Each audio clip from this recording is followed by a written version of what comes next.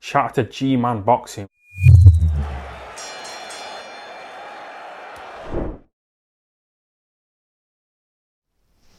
Alright, people.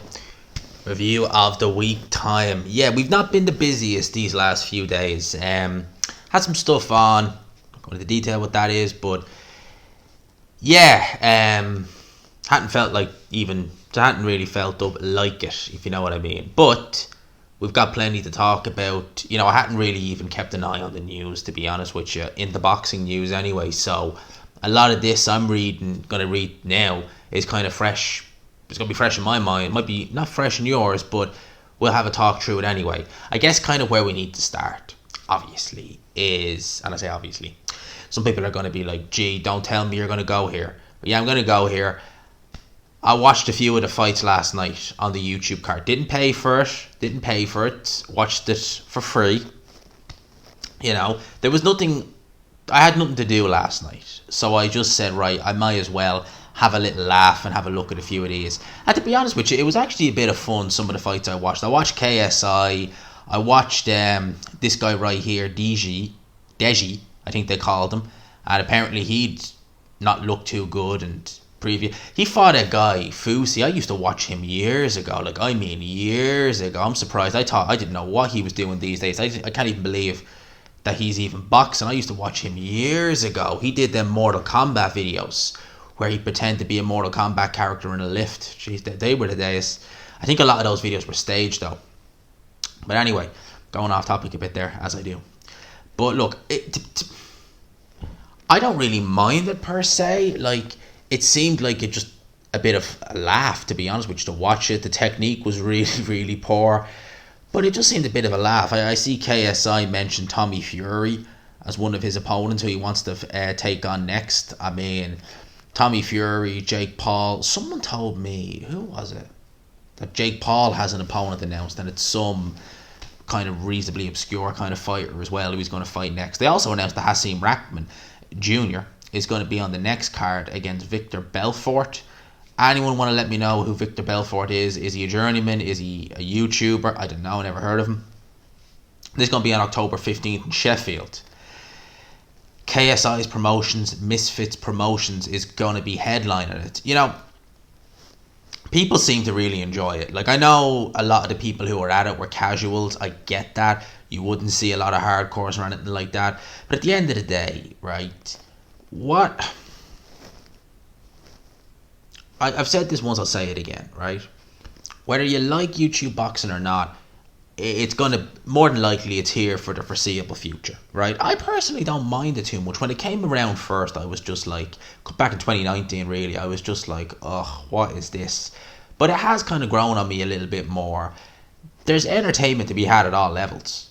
And what I like about it is the eyes it's putting on the sport. And you can't not say it's putting eyes on the sport. It is. Whether it's for the right or wrong, in your opinion, I'm talking to the people who don't like it. At the end of the day, right, there will be more fans in boxing in general, because a lot of them fans, I'm telling you now, they will watch more of the other shows. They will start to gain an interest in boxing. I mean, how I gained an interest in boxing was when I was about 17, 18. My friend showed me clips of Muhammad Ali trash talking. Didn't even show me any clips of him boxing, right? Obviously, I knew who Muhammad Ali was, but I hadn't heard him trash talk as much. And I found the trash talking so entertaining that I ended up actually looking at his fights. Then I ended up becoming a fan of boxing, off the back of that. But it wasn't like I watched Gaddy Ward when it was on and that hooked me on boxing. Or it wasn't like I watched, Pacquiao De La Hoya and I was like, oh my God, I want to. No, it wasn't like that. I'd obviously known about boxing and I'd watched, there's very few fighters I'd watched at the time. I knew about Pacquiao, Ricky Hatton, Mayweather guys, De La Hoya guys like that at the time, but it wasn't a hardcore. That kind of really got me more looking at the sport in a whole. And yeah, that really kind of got me into it. So if this gets some more people into the sport in a wider sense, it's a good thing at the end of the day. If it gets more people wanting to take up the sport, because at the end of the day, you look at people who are in the audience, some of them would have only been about teenagers. If that entertains them, if they think, hang on a sec, I want to learn this, I'm telling you now, fast forward 10, 15 years into the future, there will be either an Olympian or a world champion and they'll say what inspired you, and it would be a KSI, a Jake Paul. Watching them made me want to box, and there you go. I'm telling you now, mark my words, if we're all still around in 15 years, that will happen. That will happen. Now, in terms of some of the other fights that were on over the course of the last few days, obviously we had Jose Pedraza versus Richard Comey last night. We also had Florian Marku on Thursday. Was it Thursday? I think it was. It was Thursday or Friday. It was one or the other. I'll top the Marku one first. I didn't watch it in its entirety. I caught up on it a bit later. I think it was a Thursday he fought. Yeah, Marku had looked a lot better in his last few fights. I didn't think he looked amazing in this. He was dropped heavily in the 8th round. But at the end of the day, he got the job done. I'm surprised that Sky put that on YouTube, to be honest with you. I would have thought that a fight like that in Albania, in a stadium like that, 22,000, that they would have done it on just normal Sky. I mean, it's Thursday night. I mean, there wouldn't be that much on. They've got, 6, 7 channels? They could easily have made a bit of room just to put that fight on. But Marku, we'll watch him closely. I definitely think he needs more work. I think Marku has potential there. There's the making of a good fighter in there, and he's got Grant Smith training him, who I think is one of the best in the UK. But they need to be careful with him. I think he gets cocky. I think he gets reckless in the ring, and I don't necessarily think his punch resistance. I'm not going to say he's got a weak chin. I'm going to say he's chinny, but he definitely can be hurt. Definitely can be. And there's a lot of good punchers, even at the kind of British level, up there at 147 pounds. So he needs to be careful with that. In terms of Pedraza Comey, that was a draw. It was a decent scrap. I thought that fight would be tough for Comey. You know, if you'd asked me last week who I would have picked Comey. But I know Pedraza can be, when it's really on Pedraza, he tends to deliver a good performance, you know. So that was a decent little scrap. I watched that this morning. I also watched Jared Anderson. Jared Anderson's a fighter. There's always there's always a fly who gets in the way of these things. But just interrupting there. But yeah, Jared Anderson, I actually didn't realise he was on this card originally, because I was looking at this card on BoxRec only a couple of weeks ago, and I was like, okay, so this guy's on, and then Jared Anderson appeared. I was like, gotta watch Jared Anderson, because Jared Anderson is one of the most talented up and coming heavyweights in the sport. I mean, the athleticism he has, he's only about 23, 24. He looks tremendous. He is still in the early phases of his career. I don't think that Top Rank or anyone like that is going to really push him too far, if you know what I mean, right at this minute. But he has tremendous potential. Absolutely tremendous. So, we got to get into the news. Now, Dillian Whyte. There was a lot of rumours going around, right, that Dillian Whyte will be facing Daniel Dubois on October 29th. Now, I've heard rumours that that's already signed and sealed. Dillian Whyte came out and said he will not be fighting Daniel Dubois on October 29th. It's BS. I definitely will be not fighting October 29th. I may be fighting, wink wink, in November. I don't know why these people are using my name to sell fights and build up these guys. I will not be fighting on October 29th. So he won't be fighting on October 29th. But what about November against Daniel Dubois? Hint, he never stated he wouldn't fight Daniel Dubois. He just said he wouldn't be fighting on October 29th. Why would he not be fighting on October 29th? Because shades of Ali. And I don't mind Hughie Fury as a person, but I think that's just going to stick with him. Shades of Ali is fighting Michael Hunter that night. And with a fight that I really like as well, that's happening in September, which I'll talk about now in a sec, that's happening in Nottingham. I don't think Old Fish Eyes wants these shows to clash. So I reckon he's going to push Whyte versus Dubois back till November, because from what I'm hearing, that fight's done deal. And I look, we'll talk about that fight briefly here, Whyte Dubois. It's a strange one, you know. Just thinking about that fight is interesting, isn't it, though? When you just think about it, Daniel Dubois, Dillian Whyte. You see, Daniel Dubois is a tremendous puncher. He's like a big wrecking ball. You know, he really does know one gear, which is forward, charge through you, brute force, get you out of there.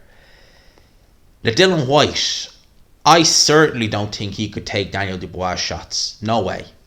I think his punch resistance is pretty much gone, and I think Dubois has Dubois, in my opinion, hits harder than Fury, so he should be able to hurt Dillian Whyte no problem. However, right, Dillian Whyte has operated at a much higher level than Dubois. When Dubois stepped up, we saw what happened. Dillian Whyte has a good jab when he uses it. Daniel Dubois, the head movement is not exactly amazing.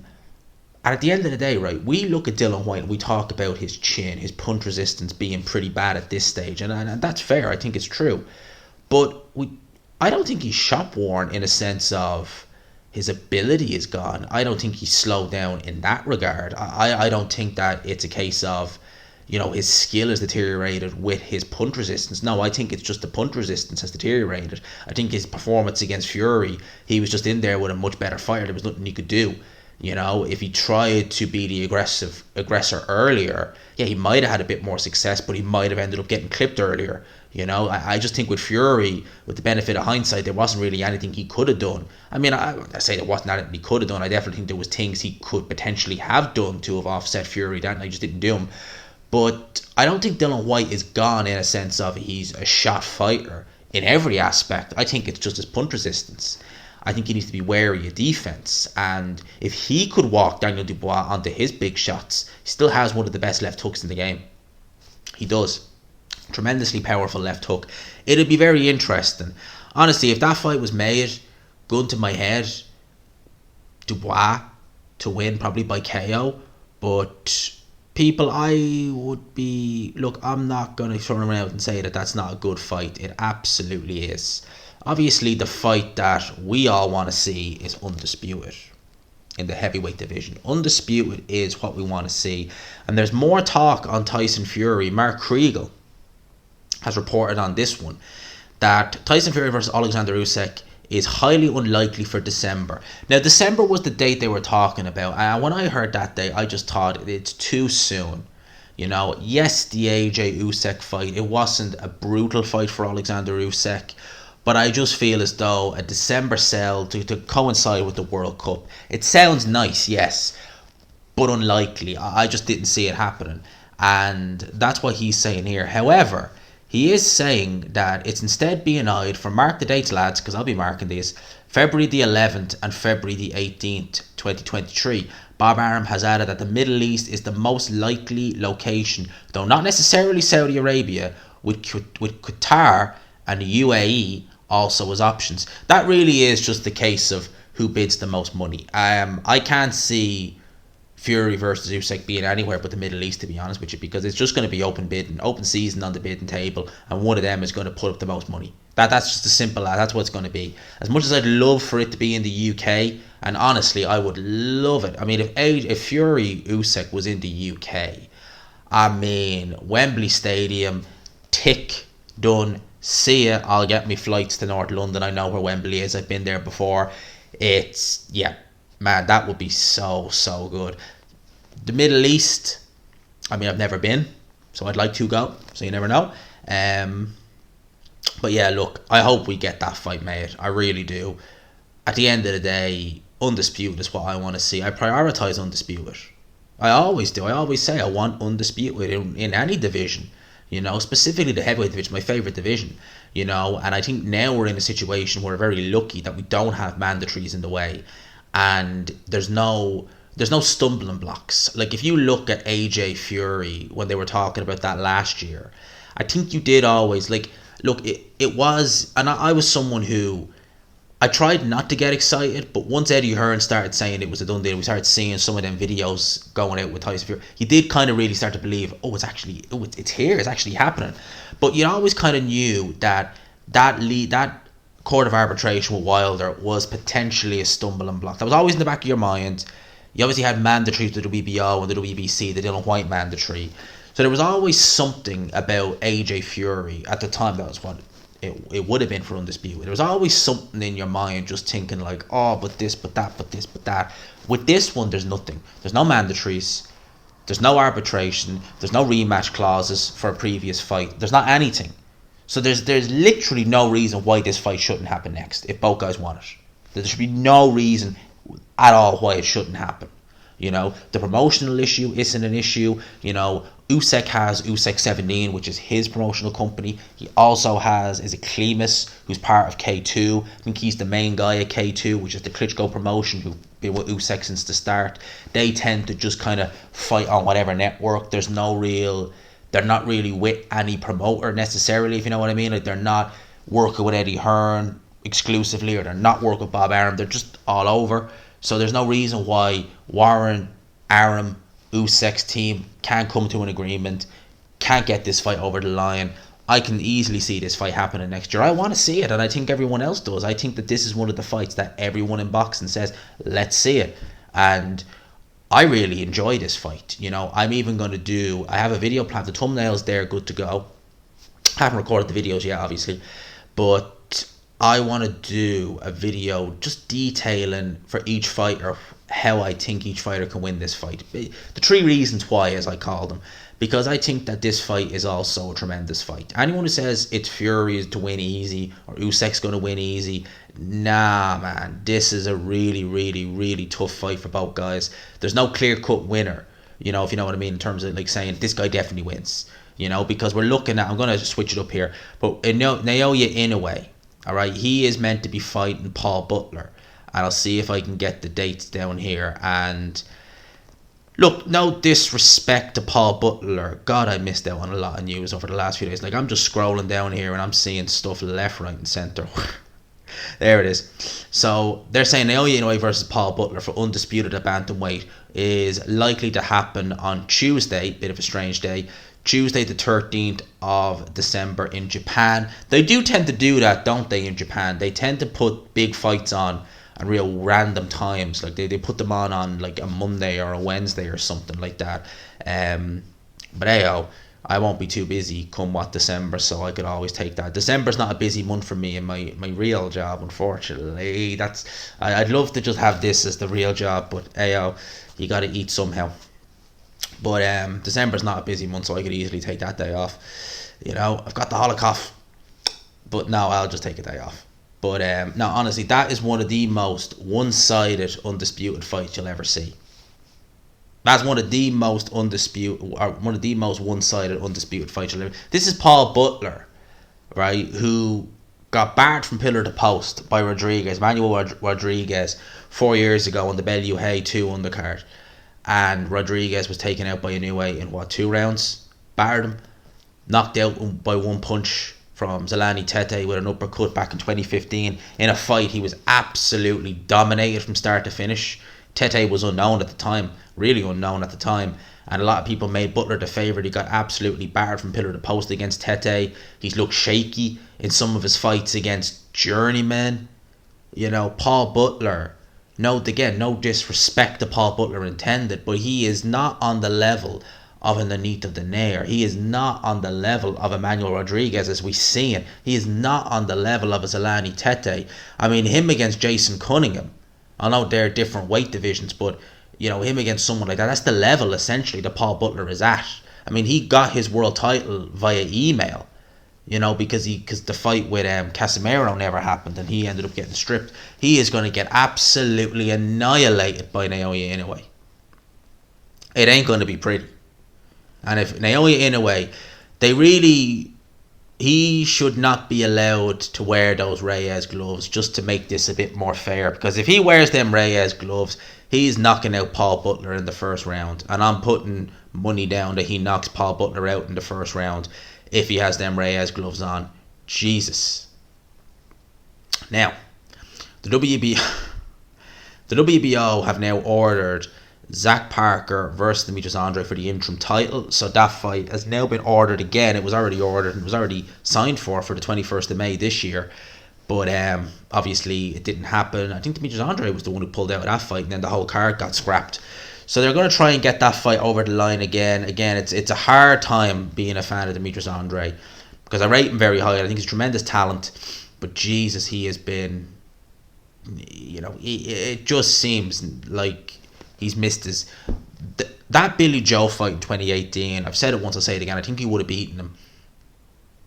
That could have done so much for him, but fate's weird, isn't it? It's strange. You gotta wonder sometimes. But Demetrius Andre is just... Yeah, I think against Zach Parker. Parker has improved a lot since the Darryl Williamson fight, which I thought he lost, very clearly lost, but he got the nod that night. Williamson never fought again, actually, funny enough. And that was on the undercard of Ryan Burnett versus Donaire, where Burnett pulled the muscle in his back. And Donaire had his started his Indian summer. So, look, we'll see how that fight goes if and when it gets announced. It's meant to happen in Derby County Stadium in May, but it'll probably happen somewhere else before the end of the year, probably on a Fisheye show. And speaking of Fisheyes, obviously 24th of September, Joyce Parker. Well, he's got competition. Lee Wood will defend his regular title against Mauricio Lara. On the undercard, we're going to have Maxi Hughes versus Kid Galahad. That's going to be an interesting one.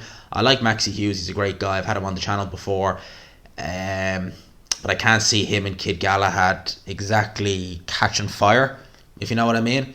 Also, this is an interesting one. Terry Harper will face Hannah Rankin for her WBA Super Welterweight World title. Now, Terry Harper is a former champion at 130 pounds. This is going to be at 154 pounds. Hannah Rankin, I've had on this channel. I've interviewed her as well. She's a great girl. She is very, very big for 154 pounds. I mean, this is a girl who was campaigning at 168 pounds. She didn't look small there. So Terry Harper, I mean, it's going to look very strange seeing them both in the ring, because there is going to be a massive weight difference. Massive weight difference between Hannah Rankin. I mean, seriously, it's going to look bizarre, because Hannah Rankin is a big 154 pounder. I mean, she really is. She'd be good at middleweight as well. And Terry Harper is coming up from 130 pounds. And yeah, it's just a strange one to me. Personally, I've never really been too keen on Harper. I never saw the hype that's been around her. I thought that she lost to Natasha Jonas. She got ironed out by Bam Gardner very quickly as well. She looked a bit shaky even in the fight before that. And that was at 130 pounds. They blamed weight on that. But easy. Everyone blames the weight.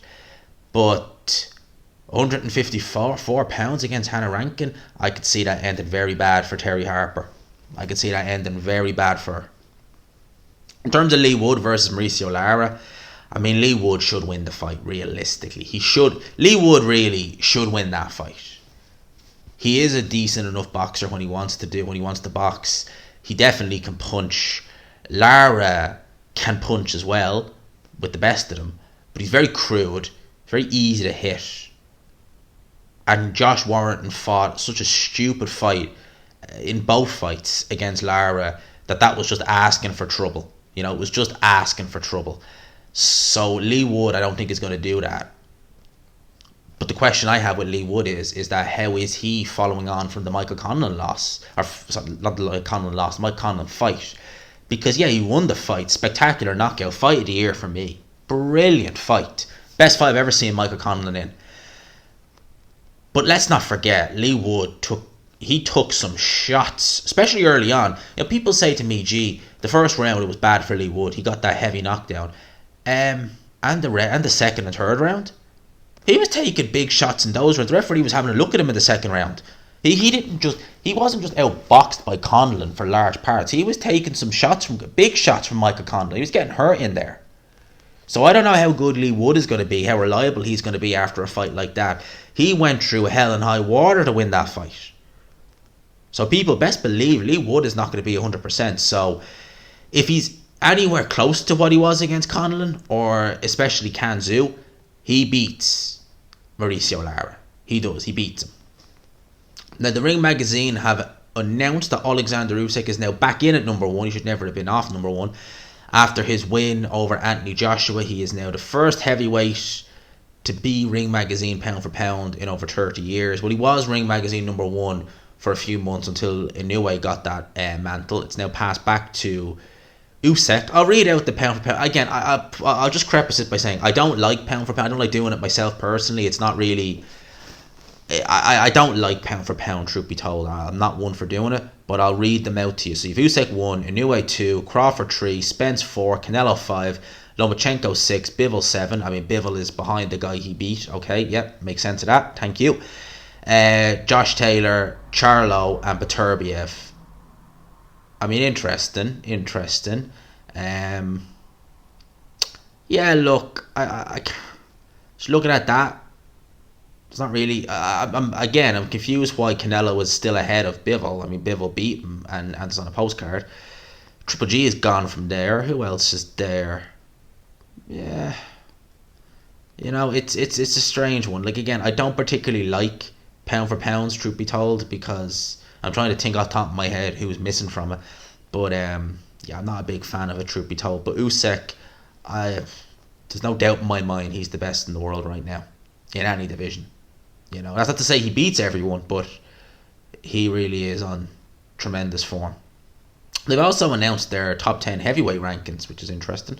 So there's no Fury in the top 10, by the way, of the Ring magazine. I'm assuming they're taking into consideration that he's retired. So it goes Usyk champion, Joshua number 1, Wilder number 2. Why is Wilder number 2 and he's not won a fight in 3 years? Right.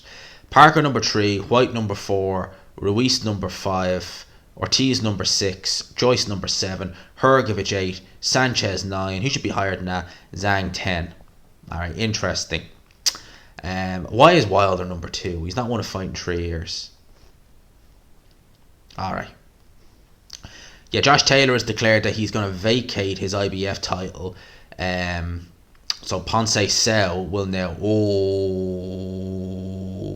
Ponce will now fight Subriel Matias. That's a good fight, lads. Jeremias Ponce versus Subriel Matias. That's a flipping good scrap. That's a good scrap. That means we're going to get an announcement pretty damn soon about Josh Taylor versus Jack Catterall 2. I'm pretty sure we're going to see that.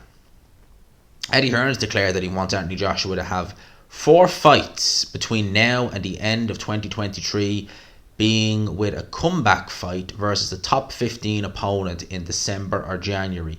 So he wants Anthony Joshua to have a comeback fight against a top 15 opponent reasonably quickly. I mean, like, I personally felt maybe AJ needs an extra few months, but he didn't take a beating against Usyk, but maybe mentally fatigued more so than anything else. Not from from the whole camp, everything. Maybe he needs to just have a little rest mentally, be away from the. See, what I mean by mentally taking a rest is just literally just away from the cameras, away from everyone, away from social media, everything, and just mentally just get yourself back to where you need to get, and then attack it against a top 15. It'd be interesting to see who they get. I mean, I wouldn't. It obviously depends, like, on top 15 and stuff like that. Would they want to put him in? I would look at someone like Otto Verlaine, but saying that, do they want to put him in with another southpaw? I'd be having 3 fights against a southpaw. It'd be 2 with Usyk, 1 against Verlaine. Would they want to do that? I mean, Verlaine would be an interesting opponent because it maybe give AJ the chance to get rid of some of the demons, if there are any, from Alexander Usyk. Look, you've beaten not nowhere near as slick, but you've beaten a southpaw who was skilled, or was it neither a slick, but you know what I mean, skilled. You've beaten a skilled southpaw, and there you go. Someone like that, maybe. If they want to fight an orthodox fighter, Hellenius is fighting Wilder, so we can't look at that. Kalnaki is lost. I wouldn't go near Frank Sanchez. I really wouldn't. I could see that fight really looking pretty damn rough for AJ, to be honest, which I wouldn't. I think they should keep him away from him. I think they should keep him away from someone like that. Eddie Hearn has revealed that he's made an offer to Deontay Wilder recently. For a fight in the Middle East, I reached out to his team. There's a huge offer there. It was a potential fight, could be with Dillian Whyte. So he's still mentioning Dillian Whyte. That, Eddie Hearn implying that he wants to get Dillian Whyte and Deontay Wilder, but is he even working with Dillian Whyte now? That's the question. Is Eddie Hearn just saying that to try and maybe have something to say? I mean, Dillian Whyte versus Deontay Wilder, at the end of the day, I would still watch it, but I stand by what I've said from the start, and I feel like even if they had fought in 2016, 2017, 2018, 2019, that Wilder would have beaten Dillian Whyte, and he would have beaten him pretty damn decisively before the midway point of the fight. I think that was that for me. Dillian Whyte has Dillian Whyte has things that can trouble Deontay Wilder. Jabbing off the front foot, applying pressure. Yes, and people say, gee, look what Fury did. Dillian Whyte can do that too, walking him down with the jab. Well, yeah, I mean, of course Dillian Whyte can do that, but Dillian Whyte doesn't have the foot speed or the coordination that Tyson Fury has. He doesn't have the defense that Tyson Fury has. He doesn't read the situation like Tyson Fury does, and he's much slower. He would get walked onto a right hand like that from Deontay Wilder. I always felt that would have happened, and I always felt Wilder would have knocked Dillian Whyte out pretty damn quickly and pretty damn brutally as well. So if they make it now, I'd still make Wilder firm favourite, even now. Firm favourite to beat Dillian Whyte, knock him out brutally. God knows, he probably wouldn't even need to land cleanly now. He probably wouldn't need to land clean back then, but even more so now. Jeez, could you imagine Wilder's right hand hitting Dillian Whyte's chin, what that'd do?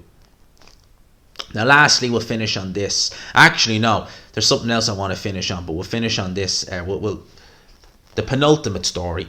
People have been talking about Chris Eubank Jr. trolling Conor Benn by eating KFC in front of fans, saying he has to make £154 in 6 weeks. Yeah, I seen that, and you know, I suspect that Chris Eubank Jr. No one makes weight easy. Right? No one really. If you're making weight easy, you're probably in the wrong division. But I suspect he's not struggling that bad to make £160. I would imagine. I wouldn't imagine he struggles that hard. You know, when he was up at 168, he was showing clips of himself weighing about 170. And that could have been after a workout, but still, he probably wasn't much off 168 when he was fighting at 168. At 160, you'd imagine he's not cutting a great deal. I suspect Eubank Jr. is going into this Conor Benn fight thinking he's taking candy from a baby. I suspect that's how it is. Now, he might say otherwise. I do believe he said that, you know, it's the first time he's weighed 157 pounds since he was 18. He'll be drained. I suspect he's saying those things just to have people believe, who maybe don't know any better, that this fight's more competitive than it is. Am I looking forward to Benn Eubank? I'm sold. I mean, I've got tickets to the UK booked and everything. I'm trying to get in to do some media work at it. So I'm sold. I'm going to it. I'm going to watch it. I'm going to be there. But am I suspecting anything strange is going to happen? Do I think Eubank sees Benn as a threat? No, I don't. I don't think he sees him as a threat at all. Do I think that Eddie Hearn believes Conor Benn can win? Probably deep down he doesn't. He probably just thinks this is a great way to make money, and it gives us maybe an excuse to drop him back down a few levels when he gets back down to welterweight. Because if we rush him in against a Boots Ennis, a Stanionis, a Mean Machine Kapalaskis, someone like that, there's a high chance he loses. And better to lose for a couple of mil than to lose for a couple of $100,000. And at least that way we can build him back up at 147 without taking maybe some of those risks. Potentially that's it. I don't know. Last story. We've been going for a while now, lads, haven't we? Last story. Mairis Briedis is set to... This is an interesting fight. Really interesting.